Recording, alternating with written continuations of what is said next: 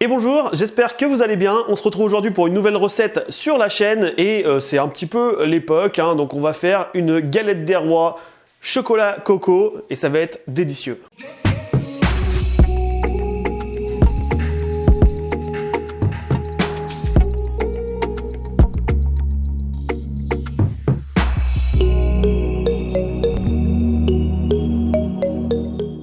Alors pour cette recette, nous allons avoir besoin de 2 pâtes feuilletées. Alors vous pouvez la faire vous-même. Moi perso, c'est pas, pour l'instant j'ai pas encore fait, j'ai pas encore essayé de la faire moi-même, donc j'en ai acheté des toutes prêtes. Il va vous falloir 70 g de beurre mou, 110 g de chocolat noir, 40 g de noix de coco râpée, 40 g de poudre d'amande, 40 g de sucre glace et 2 œufs. Allez, on va commencer les étapes de la préparation. Alors la première étape va consister à faire fondre notre beurre avec notre chocolat en morceaux. Donc on met tout au bain-marie dans une casserole. Hop, on casse le chocolat en petits morceaux.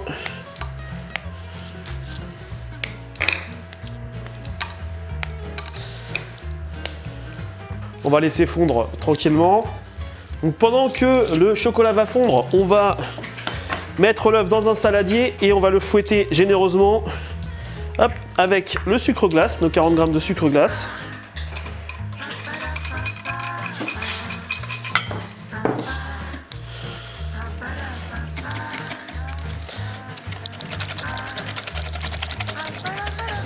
On va retourner voir notre chocolat. Voilà, ça a bien commencé à fondre.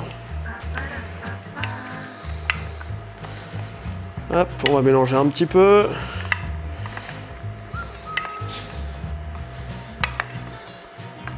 Et on va laisser finir de fondre. Voilà, notre chocolat a bien fondu. On va le mettre de côté pour l'instant. On va le laisser un tout petit peu refroidir. Allez, on va éteindre ça et on va laisser un tout petit peu refroidir, 5-10 minutes, pas plus. Ensuite, une fois que le chocolat repose, on va pouvoir incorporer la poudre d'amande. Hop, à nos œufs battus. On va obtenir une petite pâte.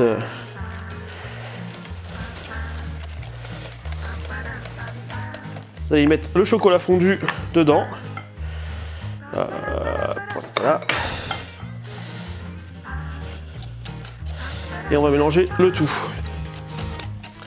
La maryse pour pas louper une miette.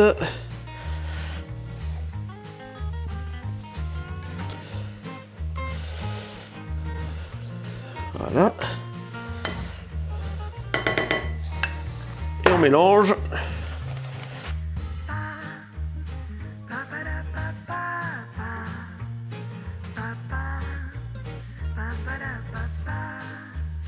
Et là maintenant on va y intégrer la noix de coco râpée.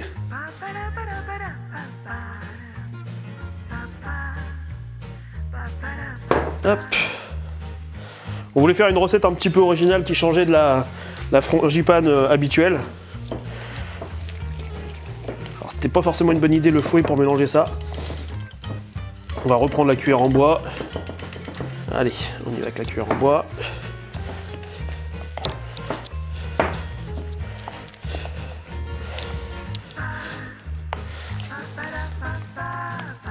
Donc une fois que votre garniture est prête, on va pouvoir la filmer au contact pour la mettre au frais pendant environ une demi-heure.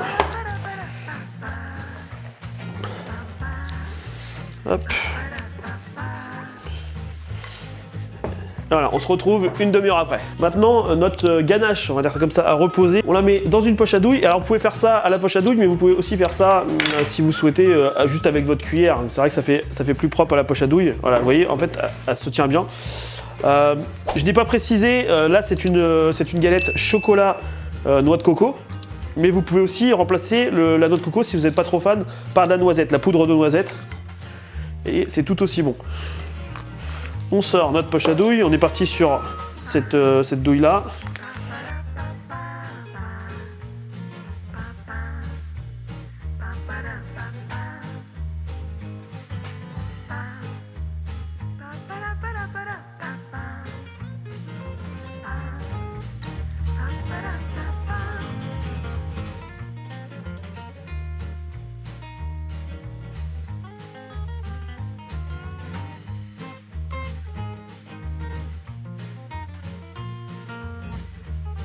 Voilà, bon là on n'a pas été, parce que j'ai pris des pâtes feuilletées qui étaient quand même assez grandes. Avant de mettre la deuxième pâte feuilletée dessus, on va badigeonner. Alors j'ai pas précisé tout à l'heure, en fait j'ai mélangé un œuf avec un petit peu de lait. Hop, on va en mettre autour pour faire coller les deux, j'en mets pas trop dessus. Hop, ça va faire coller la pâte. Donc sachant que je vais couper un peu parce que là elle est vraiment grande. Avant de refermer bien sûr, donc les fèves, nous on a choisi Dumbledore, hein, parce que la chaîne est beaucoup consacrée à Harry Potter, et Superman, parce que c'est mon logo, et puis voilà. Donc on va mettre les 2 fèves. Alors j'en mets 2, hein, normalement n'en mets qu'une, mais bon, je trouvais sympa d'en mettre 2. J'aime pas faire comme tout le monde. Et on va donc placer, partie délicate, la pâte feuilletée dessus, sans trop l'étirer. Hop. C'est pas trop mal. Hop, on va bien aplatir tout autour. Donc ce que je vais faire, c'est que je vais couper un petit peu autour.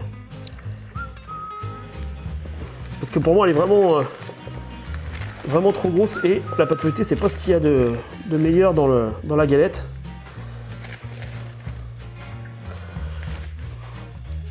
Hop, on va couper ça.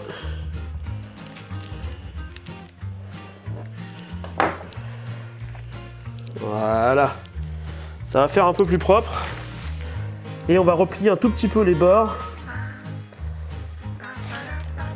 pour que ça colle bien. Une espèce de petit boudin. Le but c'est que ça s'échappe pas. Là, on va ramener les bords et on va tracer hop, des petits arcs de cercle jusqu'au centre.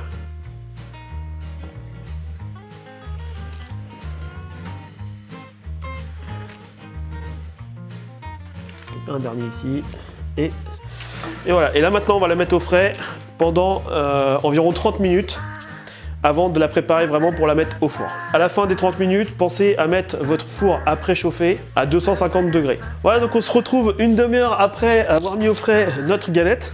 Maintenant on va la tartiner un peu d'œuf pour qu'elle soit bien dorée.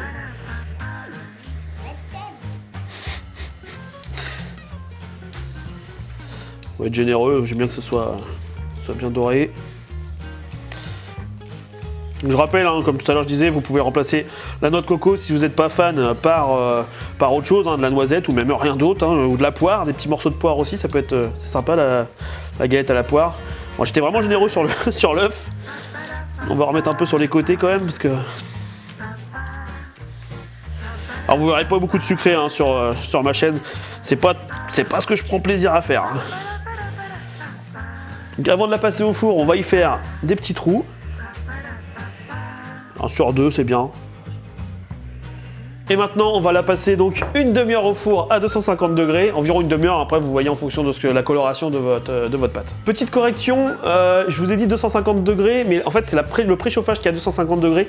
Là, quand vous l'enfournez, vous baissez votre four à 210 degrés. On se retrouve donc pour la sortie de la galette. Alors, elle est sortie du four. On l'a posée sur un plateau. Mais voilà ce que ça donne. Je peux pas malheureusement vous faire voir tout de suite la coupe de la galette. Par contre, en fin de vidéo, j'essaierai de penser quand on va la manger, parce que c'est pas pour tout de suite, de vous faire un petit plan de coupe. Voilà, bah écoutez, j'espère que cette petite vidéo vous aura plu. Moi, je vous dis à bientôt. N'hésitez pas à laisser un petit pouce bleu et à vous abonner si ça vous plaît. À très vite sur la chaîne. Ciao, ciao.